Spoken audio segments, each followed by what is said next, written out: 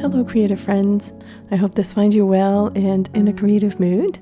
In this video, I'll be sharing with you my tips on how I identified some issues that I've come across when I was painting this landscape and how I solved them by using simple fixes and even sometimes dramatic ones. So make sure you stick around until the end, it's a good one.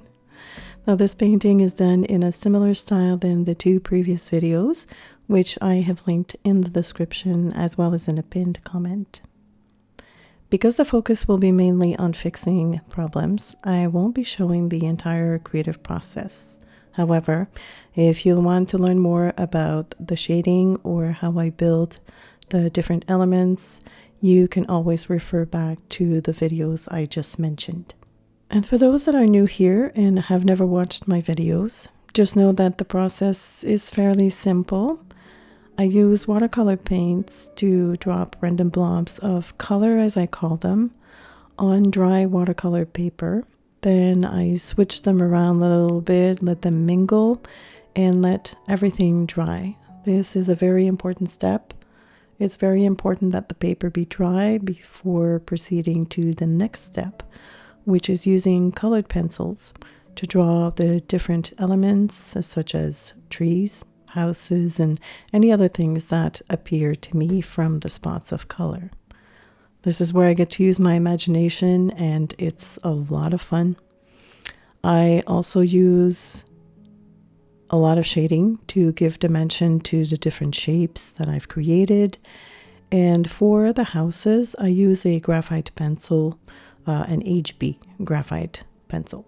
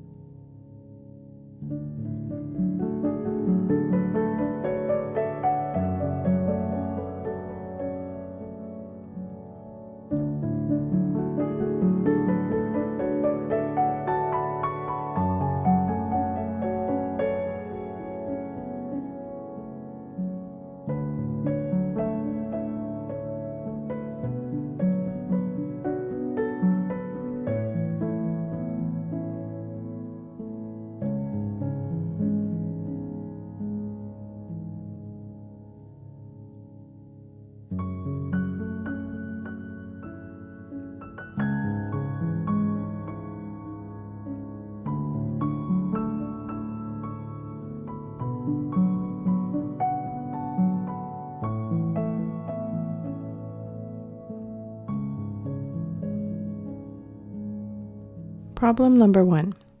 What happens when you have identified a shape but it is interrupted by a dark or a bold color? In this example, I love the large pale circle with soft pink and purple, but the orange bled into it.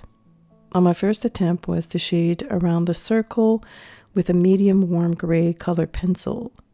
But if I had shaded until the orange disappeared, I would have completely lost the soft undertones.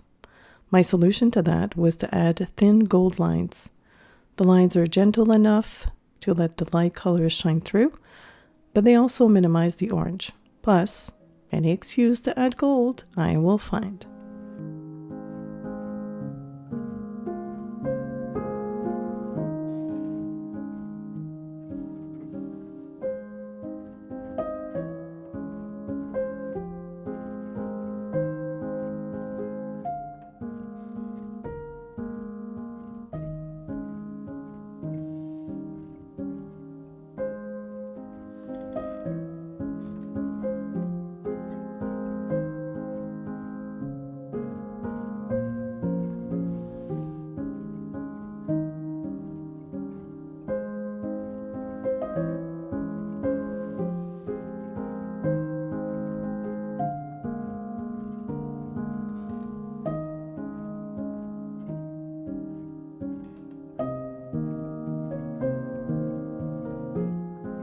Problem number 2. Now for this one, I don't have a solution. I just wanted you to be aware of the problem, and the problem is that I have painted or drawn a shape in a bright color and I do not like it. It has to go. but it's quite difficult to get rid of. So now we're just going to put an X on this and we'll deal with it at the end. I promise you there is a solution. It's a dramatic one, but it's a good one.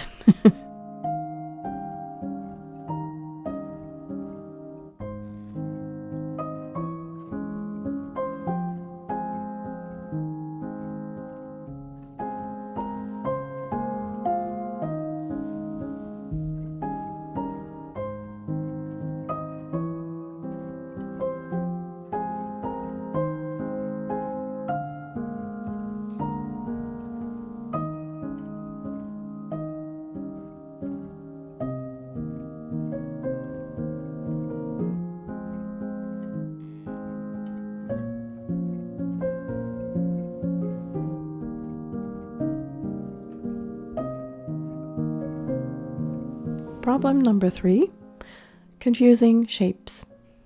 Now that's a tough one because I can't show you the solution either, just like the previous one. But my recommendation is to move on or not get too precious. It's almost the same frustration as the previous problem, but this time around the fix is less dramatic. What I'm referring to here is the purple block underneath the tree. I was confused whether it should be the roof of a house or a hill or some kind of rock formation maybe. The shape was screaming house, but then I kept seeing the little tree and it read as if the tree was coming out of the roof, and that annoyed me. So I moved on. I just kept on drawing other houses. I can't talk about the fix for this as at that point it hadn't occurred to me. I just wanted you to be aware of the problem, but I promise you the solution will come. It will all become clear in the end. A big part of this kind of work is to trust in the process.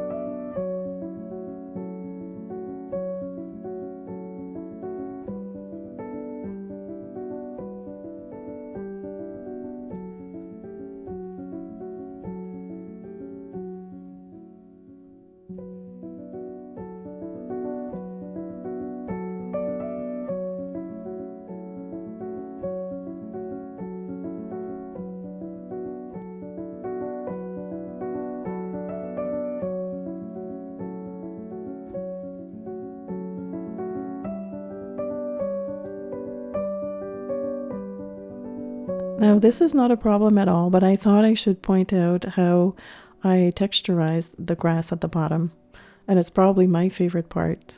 My first instinct was to add tiny vertical lines in the entire section. That could have worked. Instead, I opted to exaggerate the way I move my pencil when I color.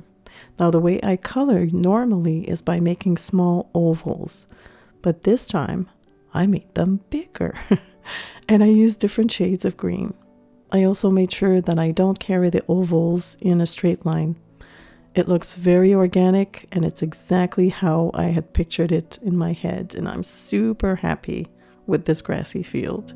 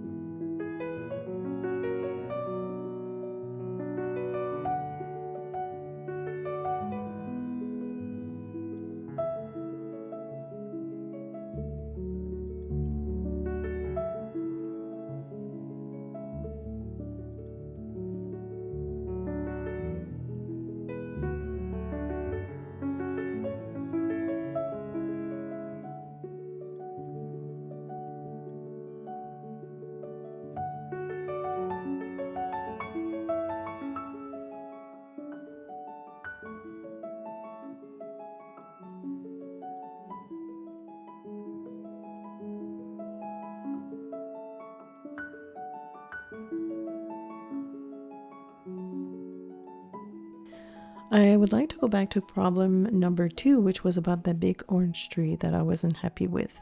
Now, I have 3 solutions for you to try if you're ever in that kind of situation, but just keep in mind that these did not work for me because I had deposited a lot of pigment on that shape. But if your shape is not so dark or so thick, you might want to use either an electric eraser or a sand eraser, which is made by Mono, and it's supposedly to erase colored pencils. The third method that I have tried, which didn't work for me, but again, you might want to try it, is to use an odorless mineral spirit, or Gamsol, which is sometimes used to refer to that liquid.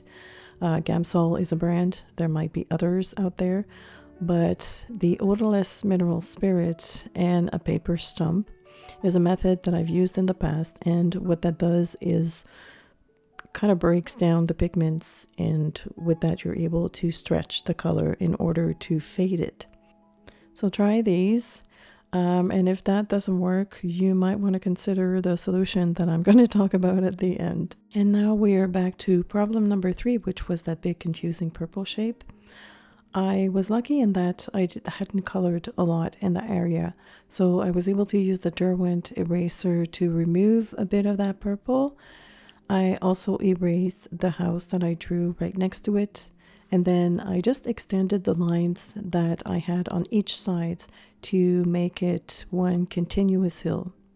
It's an easy fix, and in my opinion, that created a sense of harmony and peacefulness.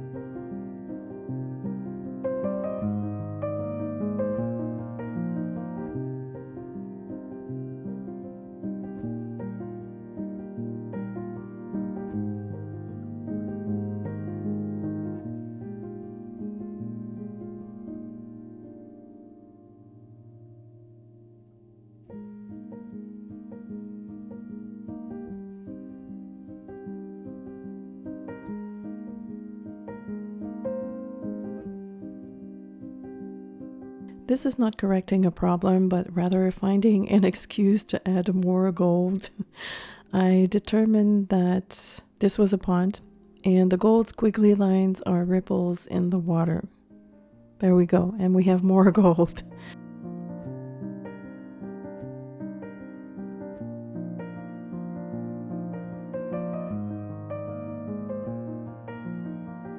And I'm also adding more orange down there.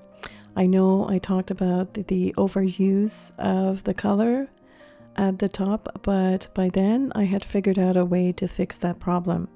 And this one last bit of color was needed for balance.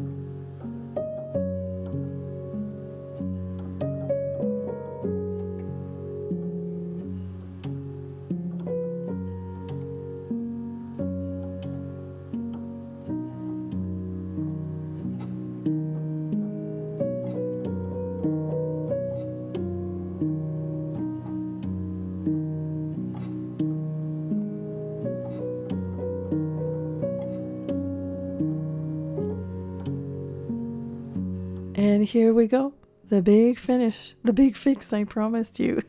So this base is done, and I'll start by removing the white borders around it. And then I'm busting out the scissors and cutting the top part. What I'm basically doing is removing the portion I don't like by cutting around the elements I want to keep. I will then glue what's left on a slightly larger piece of the same paper I used for the illustration with foam adhesives. The image will become slightly elevated, which will add a fun contrast or a bit of drama, because we do like drama here. Now, I didn't cut past the tree trunk because it would have been too tricky. And since I'm using the same paper as I did for the illustration, the white of the paper underneath will be exactly the same shade as the white under the sun.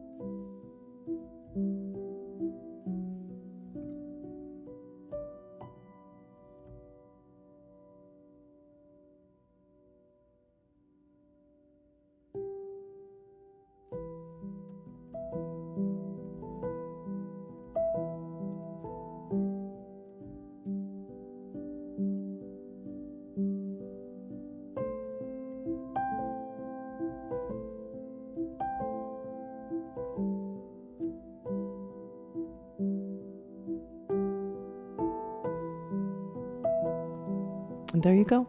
Problem solved. It looks good and I'm happy. This could become a greeting card, or maybe it can be framed in a custom frame. I don't know. Because of the dimension added by the foam adhesives, that might be tricky, but it could be displayed without being framed anyways. So that was my problem solving video. I thoroughly enjoyed working on this piece. I appreciated every problems I've encountered along the way. I hope the tips I shared in this will guide you and encourage you in your future creations. Thank you so much for watching. Feel free to leave your comments or any questions you may have. I always love to hear from you and help out in any way I can. Wishing you all a creative and joyful week. See you soon. Bye-bye.